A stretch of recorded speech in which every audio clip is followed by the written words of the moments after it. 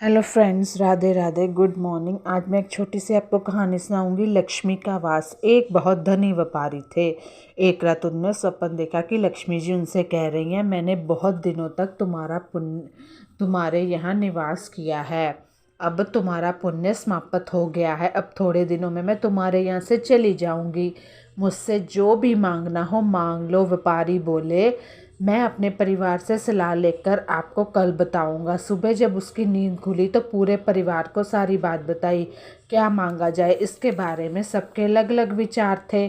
कोई कह रहा था कि इतनी धन दौलत मांग लो कि पूरा जीवन आराम से बीत जाए, तो कोई कह रहा था कि जीवन भर के लिए अन्न मांग लो। किसी ने सलाह दी कि ढेरों ज़मीन मांग ली जाए जिसमें खेती करके हम अपना जीवन आराम से काट लेंगे। व्यापारी की छोटी बहू बहुत बुद्धिमान थी। वह चुपचाप सबकी बातें सुन रही थी। अतः वह बोली, पिताजी, मेरे हिसाब से धन दौलत और खेती बाड़ी मांगना ठीक नहीं है, क्योंकि यह सब लक्ष्मी जी के साथ ही चला जाएगा। आखिर ये सब लक्ष्मी का ही हिस्सा है।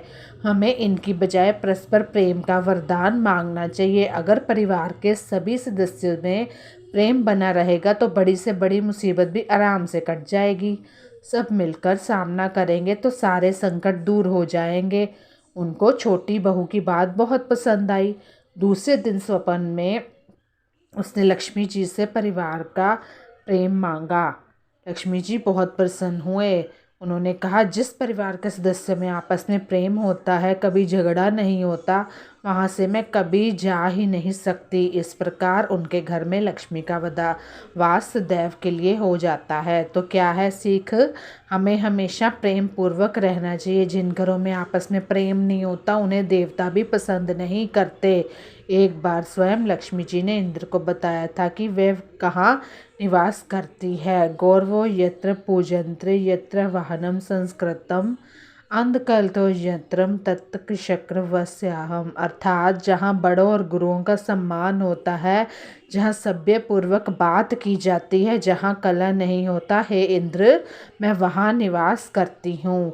तो आप भी ये शिक्षा ज़रूर लीजिए और सबके साथ प्रेम बढ़ाइए। मेरी अगली स्टोरी है मन की गुलामी। एक बार एक महात्मा बाजार से होकर गुजर रहा था। रास्ते में एक व्यक्ति खजूर बेच रहा था। उस महात्मा के मन में विचार आया कि खजूर लेनी चाहिए। उसने अपने मन को समझा और वहाँ से चल दिए। किंतु महात्मा पूरी रात भर सो नहीं पाया। अगले दिन वह विवश होकर जंगल में गया और जितना बड़ा लकड़ी का गट्ठा उठा सकता था उसने उठाया। उस महात्मा ने अपने मन से कहा कि यदि तुझे खजूर खानी है तो यह बोझ उठाना ही पड़ेगा। महात्मा थोड़ी दूर ही चलता, फिर गिर जाता, फिर चलता, फिर गिरता। उसमें एक गट्ठा उठाने की हिम्मत नहीं थी, लेकिन उसने लकड़ी के भारी भारी 2 गट्ठे उठा रखे थे। 2-2.5 मील की यात्रा पूरी करके वह बाजार पहुंचा और उन लकड़ियों को बेचकर जो पैसे मिले उसने खजूर खरीदने के लिए जंगल में चल दिया। खजूर सामने देखकर महात्मा का मन बड़ा प्रसन्न हुआ।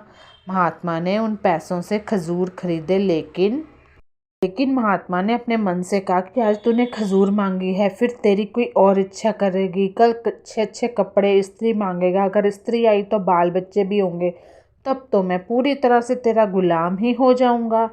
तो सामने से एक मुसाफिर आ था।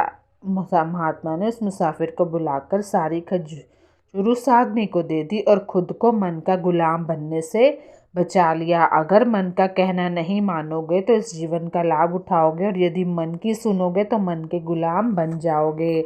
मन की इतनी नहीं सुननी चाहिए कि आपको वो कंगाल कर दे। दिमाग से सोच समझ कर फिर ही मन की सोचनी चाहिए। तो बाय बाय, टेक केयर। कैसी लगी मेरी स्टोरी मुझे कमेंट करके ज़रूर बताइएगा।